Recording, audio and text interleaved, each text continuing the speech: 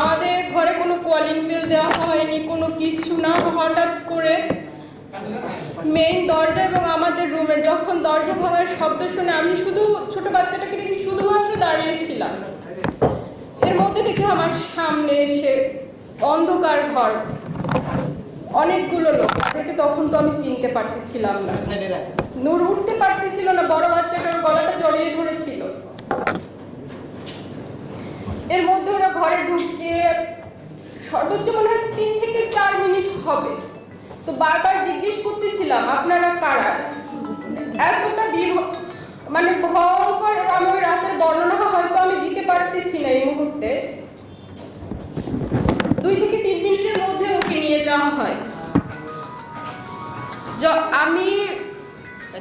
আমি নিজেও শারীরিকভাবে অসুস্থ। ওই দিনই আমি একজন খুবই সাধারণ একজন স্কুল টিচার। আমি শারীরিকভাবে হয়তো কিছু ব্যক্তিগত কথা থাকে যা কখনো পাবলিকলি বলা যায় না, কিন্তু আজকে আমি বলতে বাধ্য হচ্ছি। 7 মান্থ রানিং আমি প্রেগনেন্ট, আর আমার 2টা বাচ্চা এই জায়গায় থাকে, ওর বাবার কাছেই থাকে। আমি যেহেতু চাকরি করি, ইভেন আবার নিজে অসুস্থ এখন, যার কারণে ওদেরকে ক্যারি করে আমার জব করা সম্ভব হচ্ছিল না। তো বৃহস্পতিবার দিন আমি আমার থেকে যখন ছুটি নিয়ে নিজের ডক্টর দেখানোর জন্য আসি, শুক্রবার দিন এসে আমি নামি। তো আমার বলতে খুব কষ্ট হচ্ছে। তো ডক্টর তো দূরের কথা, মানে আমার ছোট বাচ্চাটাও অসুস্থ। ওর যখন জন্মগতভাবেই ওর হার্টে 2টা PDF এবং এডিনয়েড প্রবলেম আছে, যার কারণে ওর ওয়েট বাড়তেছে না। তো ওর ডাক্তার দেখানো, আমার ডাক্তার দেখানো, দুটোর জন্যই আমি আর আসা। এই জায়গায় ওকে রেখে গেছিলাম। তো সেই ভয়ঙ্কর রাত, ওকে যখন নিজে শুধু আমরা চিৎকার করতেছিলাম যে আপনারা কারা, কেন নিয়ে যাচ্ছেন, তারা কিছুই বলতেছিল না। তোকে নিয়ে যায়, যাওয়ার পরে আমরা কি করব হতভম্ব। আমাদের বাসার যতগুলো ফোন ছিল সবগুলো ফোন তারা নিয়ে যায়। ইভেন সিকিউরিটি গার্ডের যে নর্মাল ফোন সেটাও তাকে নিয়ে যাওয়া হয় ওই রাতে।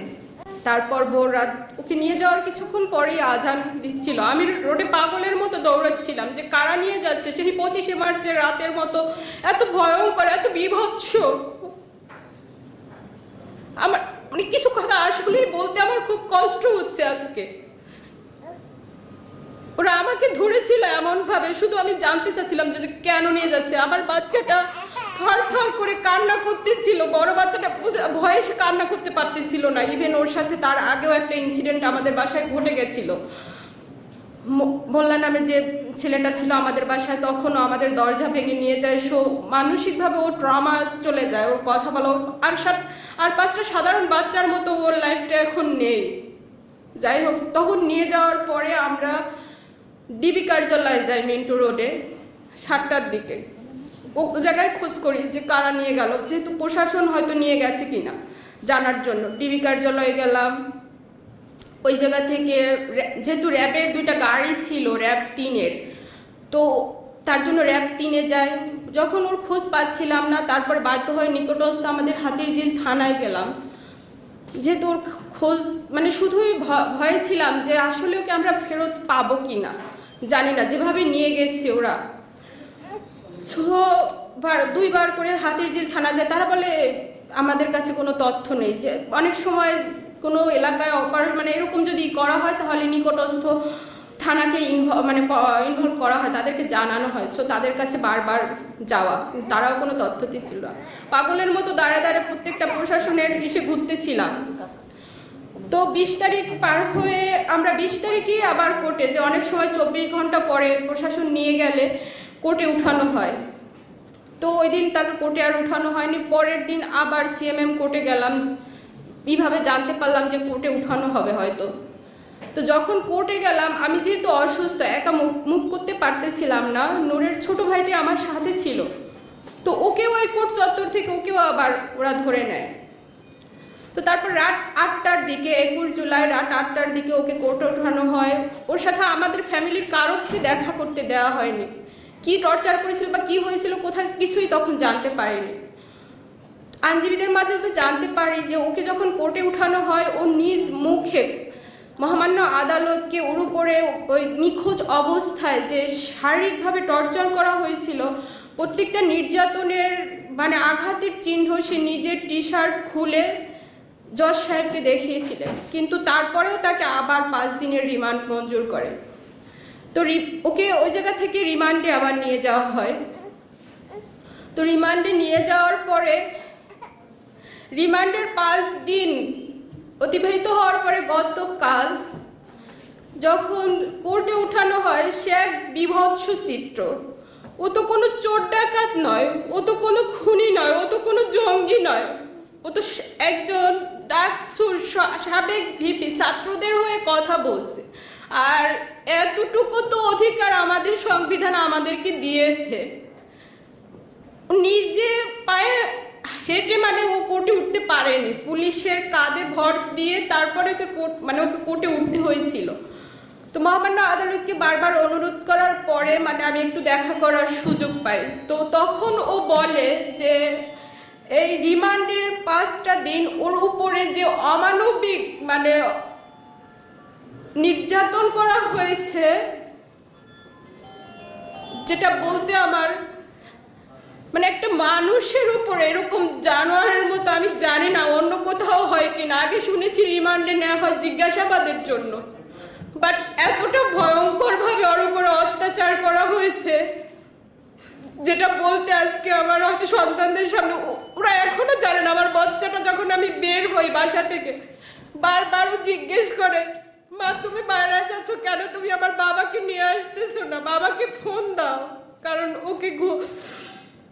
ওর বাবাকে ছাড়া ও ঘুমোতে পারে না, ওর বাবার কাছেই ও যেহেতু থাকে।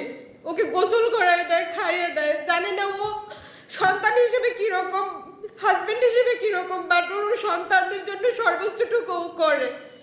তো ও যখন বারবার বলে, আমার কাছে জানতে চায়, বাবাকে ফোন দাও, বাবা কেন আসে না, এই উত্তরগুলো আমার কাছে নেই। আমি কি বলবো, এখনো জানে না। ওর সামনে হয়তো আমি এখন বলতেছি ওর বাবা কোথায় আছে, কিভাবে আছে, বলি যে ও হয়তো দেশের বাইরে, ও জানে যে দেশে গেছে, ও আসবে, সে অপেক্ষা করে ও। তো যখন ও বলতেছিল ওই রিমান্ডের অবস্থায় ওর পা দুটো ঝুলায় উপরের দিকে, তারপরে ওকে মানে শারীরিকভাবে যত নির্যাতন আছে, ইনজেকশন পুশ করা হয়েছে, সেটা স্লো পয়জনিং কিনা জানি না, ইলেকট্রিক শক দেওয়া হচ্ছে। নির্যাতনের মানে এতটা অসহ্য যন্ত্রণা যেটা সহ্য করতে না পেরে অনেক 3-4 বার ও জায়গায় সেন্সলেস হয়ে গিয়েছিল। ওর সাথে কি হয়েছে নিজেও বলতে পারেনি। 250-টিরও বেশি ডিজাইন অপশন নিয়ে ওয়ালটন স্মার্ট ফ্রিজ, বোঝে আপনার প্রয়োজন।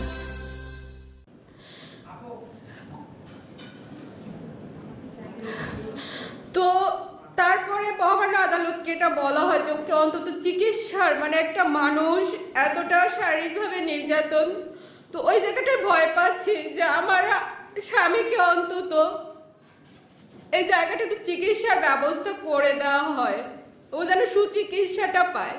আর বারবার যদি এরকম একটা মানুষকে রিমান্ডে নিয়ে এরকম নির্যাতন করা হয়, ও তো কোনো অন্যায় করেনি, ও তো কোনো অপরাধ করেনি, ও তো কোনো ভাঙচুরের সাথে জড়িত নয়। ও শুধু নৈতিকভাবে ও তো ওই ডাকসুর থেকে উঠে আসছে, ওই ছাত্র আন্দোলন থেকে 2018 ছাত্র আন্দোলন নেতৃত্ব ও দিয়েছিল, সেই জায়গা থেকে ও একটু হয়তো সাপোর্ট মানে নৈতিকভাবে সে সাপোর্ট করছে ছাত্রদের এই আন্দোলনটা, বাট ও তো এই সন্ত্রাসী কার্যক্রমের সাথে কোনোভাবে জড়িত না।